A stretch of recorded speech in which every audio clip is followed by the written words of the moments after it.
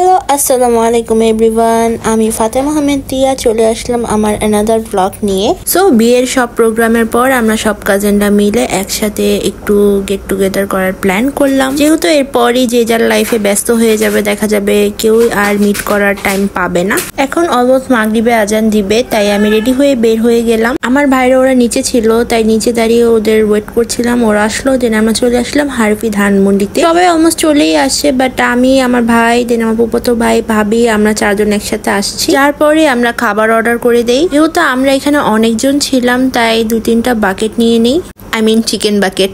So এখানে পুরো লাইনটাই আমরা সবাই মিলে বসেছি, বাসার বড়রাও এসেছিল। বরাবরের মতো এখানকার চিকেন আমার অনেক বেশি ফেভারিট, আর তার সাথে যদি হয়ে যায় কোল্ড স্লো সালাদ, তাহলে আর কিছুই দরকার হয় না। সো এখানে আমরা সবাই মিলে খাবার খাচ্ছিলাম, আড্ডা দিচ্ছিলাম, এনজয় করছিলাম। আর হ্যাঁ, আমাদের আজকে নিউলি ওয়েডস কাপলদের আসার কথা। ওরা যেহেতু এখনো রেডি হচ্ছে, ওদের আসতে একটু লেট হয়, অ্যান্ড ওদের ওয়েট করতে করতে ফাইনালি ওরা চলে আসে। দেন ওরা একটু খাওয়া দাওয়া করে নিল, আর সবাই তাদের সাথে গল্প করছিল, মজা করছিল। তারপর আমাদের ভাতিজি মানহা, ওর বার্থডে ছিল বিয়ের প্রোগ্রামের মধ্যে, তাই বিয়ের প্রোগ্রামের জন্য সেলিব্রেট করা হয়নি।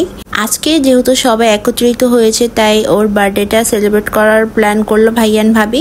তাই মানহা এখন তার ফুপ্পি আর তার নতুন ফুপ্পার সাথে কেক কাটিং করবে। তারপরে যে কেক কাটিং করা হলো, তারপর আমরা সবাই কেক টেক খেয়ে অনেকক্ষণ আড্ডা দেই, পিকচার্স ক্লিক করি সবাই মিলে। তারপর আমরা ছোটরা মিলে প্ল্যান করছিলাম যে আমরা কোনো কফি শপে যেয়ে ওখানে একটু আড্ডা দিব, চিল করব। আরেকটা ভাইয়া অফিসে ছিল, তো ভাবলাম এখানে যেহেতু অ্যাটেন্ড করতে পারিনি, একবারে ভাইয়াকে নিয়ে ওখানেই যেয়ে আড্ডা দিব।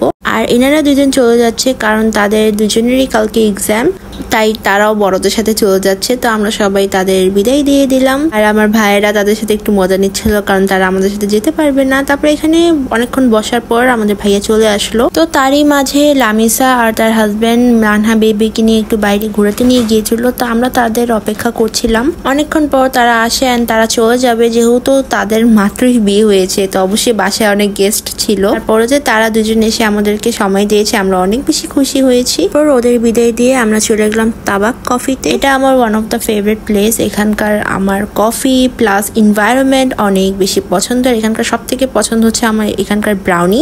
যে একটু ফটোশুট করে নিলাম, ভিডিও করে নিলাম। আর আজকেও আমি অর্ডার দিয়েছিলাম এখানকার ব্রাউনি।